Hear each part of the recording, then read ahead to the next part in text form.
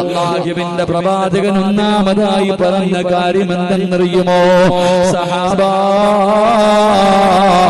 നിങ്ങൾ സുജൂദുകൾ അധികരിപ്പിക്കണേ സഹാബാ. ആർക്കെങ്കിലും നാളെ അല്ലാഹുവിന്റെ പ്രവാചകന്റെ കൂട്ടുകാരനായി മുത്തുനബിയുടെ കൂടെ സ്വർഗ്ഗത്തിൽ ഒരുമിക്കാൻ ആഗ്രഹമുണ്ടോ? അതിന് ചെയ്യേണ്ട ഒന്നാമത്തെ കാര്യം എന്തെന്നറിയുമോ? അല്ലാഹുവിന്റെ പള്ളിയുടെ മിനാരത്തിൽ നിന്ന് ഓരോ ദിവസം വിളിക്കുമല്ലോ, യാ റസൂലല്ലാഹ്,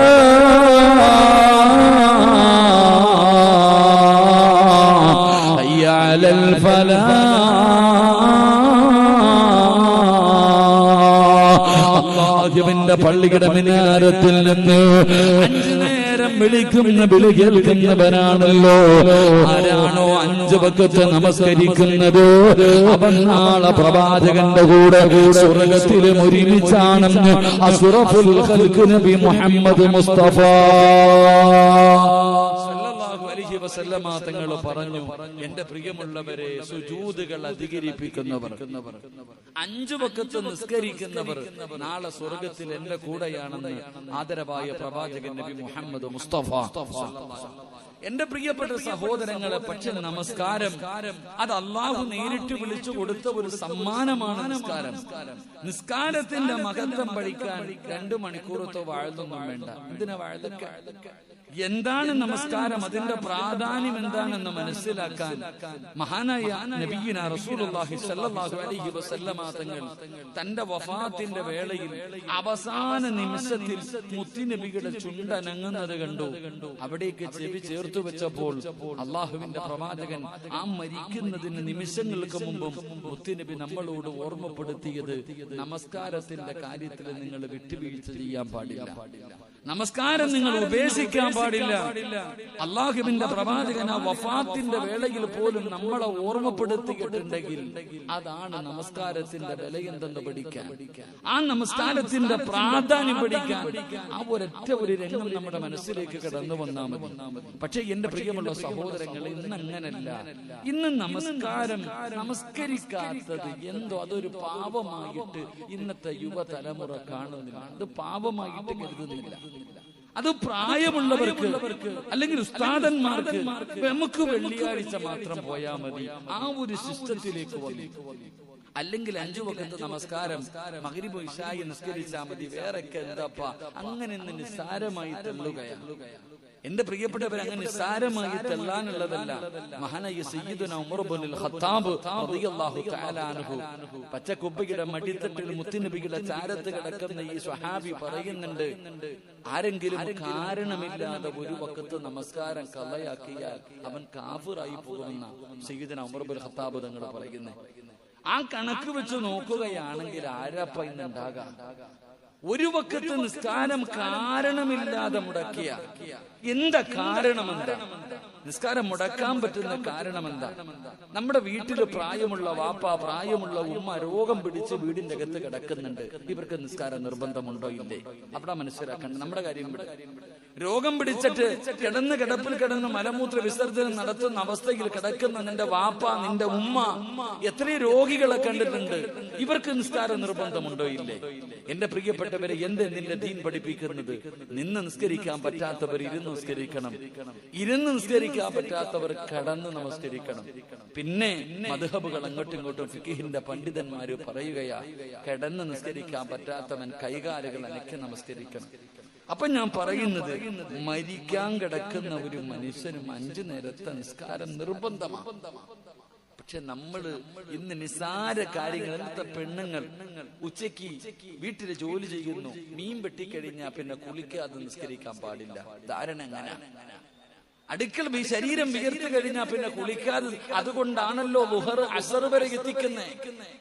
സാധാരണ നിസ്സാരമായി എന്തെങ്കിലും കാര്യത്തിന്റെ പേരിൽ, ഒരു തലവേദനയുടെ പേരിൽ, അല്ലെങ്കിൽ വേറെ എന്തെങ്കിലും ഒരു നടുവേദനയുടെ പേരിൽ ഞാനും നിങ്ങളും നിസ്കാരം ഇങ്ങനെ കളയുമ്പോ മഹാനായ സയ്യിദുനാ ഉമർ ഇബ്നുൽ ഖത്താബ് റളിയല്ലാഹു തആല അൻഹു, ആരാ ഉമർ തങ്ങൾ എന്താ നിസ്കാരം എന്നറിയുമോ? പരിശുദ്ധമായ കഅബാലയത്തിൽ ഹജ്ജിന് പോയിട്ട് അവസാനം വിടവാങ്ങലിന്റെ തവാഫ് നടത്തി കഅബാലയത്തിന്റെ മുറ്റത്ത് നിന്നിട്ട് മഹാനായ സയ്യിദുനാ ഉമർ ഇബ്നുൽ ഖത്താബ് റളിയല്ലാഹു തആല അൻഹു അല്ലാഹുവിനോട് ദുആ ചെയ്തു, അല്ലാഹുമ്മ ഇന്നി അസ്അലുക ഷഹാദത ഫീ സബീലിക വ മൗതതൻ ഫീ ബലദി നബിയിക. അല്ലാഹുവേ, എനിക്ക് ഷഹീദാകണം. എവിടെ കിടന്ന്? മുത്തുനബിയുടെ നാട്ടിൽ കിടന്ന്. സഹാബത്ത് ആ ദുആ കേട്ടിട്ട് അത്ഭുതപ്പെട്ടു പോയി. എന്റെ പ്രിയപ്പെട്ടവരെ, ഉമർ ഇബ്നുൽ ഖത്താബ് റളിയല്ലാഹു തആല അൻഹു ഹജ്ജ് കഴിഞ്ഞ് നാട്ടിലേക്ക് വന്നു. വെള്ളിയാഴ്ച ജുമുഅ നമസ്കാരത്തിന് പള്ളിയിൽ കയറി നിന്നിട്ട് ഉമർ ഇബ്നുൽ ഖത്താബ് റളിയല്ലാഹു തആല അൻഹു പറഞ്ഞു, ഉസീകും ബിതഖ്വല്ലാഹ്. അവിടുന്ന് തഖ്വ കൊണ്ട് വസിയത്ത് ചെയ്തു. എന്നിട്ട് പറഞ്ഞു, എന്റെ മരണം അടുത്തു, എനിക്ക് പോകാൻ സമയമായി, ഞാൻ അടയാളങ്ങൾ കണ്ടു തുടങ്ങി. എന്റെ പ്രിയപ്പെട്ടവരെ, സ്വഹാബത്തിനോട് എല്ലാവരോടും യാത്ര പറഞ്ഞു. പിറ്റേ ദിവസം ശനിയാഴ്ച ഉമർ ഇബ്നുൽ ഖത്താബ് റളിയല്ലാഹു തആല അൻഹു പള്ളിയിൽ സുബഹിക്ക് ഇമാമത്ത് നിൽക്കുകയാ. സുബഹിയുടെ നമസ്കാരത്തിന് ഇമാമത്ത് നിൽക്കുകയാ. ഓതുന്നത് പരിശുദ്ധമായ ഖുർആൻ സൂറത്തു യൂസുഫ് ഖുർആൻ സൂറത്തു യൂസുഫ് ഓതി ഉമർ ഇബ്നുൽ ഖത്താബ് റളിയല്ലാഹു തആല അൻഹു ഇമാമത്ത് നിൽക്കുന്നു. സ്വഹാബികൾ മുഴുവനും പുറകിൽ നിന്ന് നിസ്കരിക്കുന്നു. അങ്ങനെ നമസ്കരിച്ചു കൊണ്ടിരിക്കുന്ന സമയത്താണ് അബൂ ലുഅ്ലു എന്ന് പറയുന്ന ഒരു മജൂസിയായ മനുഷ്യൻ വിഷം കടർത്തിയ ഒരു കടാരയുമായി പള്ളിക്കകത്തേക്ക് കയറി വന്ന് പള്ളിയുടെ മിഹ്റാബിൽ ഇമാമത്ത് നിൽക്കുന്ന മഹാനായ സയ്യിദുനാ ഉമർ ഇബ്നുൽ ഖത്താബ് റളിയല്ലാഹു തആല അൻഹുവിന്റെ അടിവയറ്റിലേക്ക് കത്തി അങ്ങ് കുത്തിക്കേറ്റി. ഉമർ തങ്ങളുടെ വയറ്റിലേക്ക് ഇവിടുന്ന് കത്തി കുത്തിക്കേറ്റി. അല്ലാഹുവേ, പടച്ചവനെ, ഉമർ തങ്ങൾ വേദന സഹിക്കാൻ കഴിയാതെ കുത്തുകൊണ്ട് നിൽക്കുകയാ. അവൻ ഇറങ്ങിപ്പോകുന്ന വഴിയിൽ നമസ്കരിച്ചു കൊണ്ടിരുന്ന എത്രയോ സഹാബത്തിന്, 6 or 7 സഹാബത്തുകൾക്ക് നല്ലതുപോലെ കുത്തുകൊണ്ടു. എന്റെ പ്രിയപ്പെട്ടവരെ, കുത്തി മലർത്തികെട്ടാൻ ഇറങ്ങിപ്പോയത്. ഒരാളും ഇറങ്ങി ഓടിയില്ല. ഉമർ തങ്ങൾ ഇറങ്ങി ഓടിയില്ല. തന്റെ പുറകിൽ നിസ്കരിച്ചു കൊണ്ടിരുന്ന ഒറ്റ സ്വഹാബിയും വിളിച്ചു കൂവിയില്ല. ഒരാളും അവിടെ നിന്ന് ഭയപ്പെട്ടില്ല. എല്ലാവരും നിസ്കാരത്തിൽ തന്റെ മുന്നിൽ നിൽക്കുന്ന ഇമാമ് കുത്തുകൊണ്ടിട്ട് താഴേക്ക് വീഴുകയാണ്. തന്റെ അടുത്ത് നിന്ന സ്വഹാബിയുടെ ശരീരത്തിലും അവന് കുത്തിയിരിക്കുകയാണ്. പക്ഷേ ഒരാള് പോലും അനങ്ങിയില്ല, ഒരാള് പോലും പേടിച്ചില്ല. കാരണം എന്തെന്നറിയുമോ? അവർ നിൽക്കുന്നത് ആരുടെ മുന്നിലാണ്? ആരുടെ മുന്നിലാണ് നിൽക്കുന്നത്? ഈ പ്രപഞ്ചം മുഴുവനും അടക്കി ഭരിക്കുന്ന രാജാതിരാജനായ മലിക്കുൽ ജബ്ബാറായ സർവാധിനാഥനായ സർവാധിപരനായ റബ്ബുൽ ഇസ്സത്തായ പടച്ച റബ്ബിന്റെ മുന്നിലാണ് നിൽക്കുന്നത്. അതുകൊണ്ട് അവർക്ക് അനങ്ങാൻ കഴിയുന്നില്ല. അവര് കൈകെട്ടിയിട്ട് അവർ അല്ലാഹുവിനോട് ചെയ്ത കരാർ എന്തെന്നറിയുമോ? ഇന്ന സ്വലാത്തി വനുസുകി വമഹ്യായ വമമാതി, എല്ലാം നിനക്കുള്ളതാണ് എന്ന് പറഞ്ഞിട്ടാണ് അവര് നമസ്കാരത്തിൽ കൈകെട്ടിയത്. ഒരാൾ പോലും അനങ്ങിയില്ല. ഖത്താബ് തങ്ങളെ കുത്തുകൊണ്ടിട്ട് താഴേക്ക് പിടഞ്ഞു വീഴുകയാണ്. ആ സമയത്ത് ഉമർ തങ്ങൾ വിളിച്ചു പറഞ്ഞു, അല്ലാഹു അക്ബർ, അല്ലാഹു അക്ബർ, അല്ലാഹു അക്ബർ. 3 പ്രാവശ്യം അവിടെ നിന്ന് വിളിച്ചു പറയുകയാ. ആരെങ്കിലും കേറി ഇമാമത്ത് നിൽക്ക്, ആരെങ്കിലും കേറി ഇമാമത്ത് നിൽക്ക്. മഹാനായ അബ്ദുറഹ്മാൻ ഇബ്നു ഔഫ് റളിയല്ലാഹു തആല അൻഹു കേറി ഇമാമത്ത് നിൽക്ക്.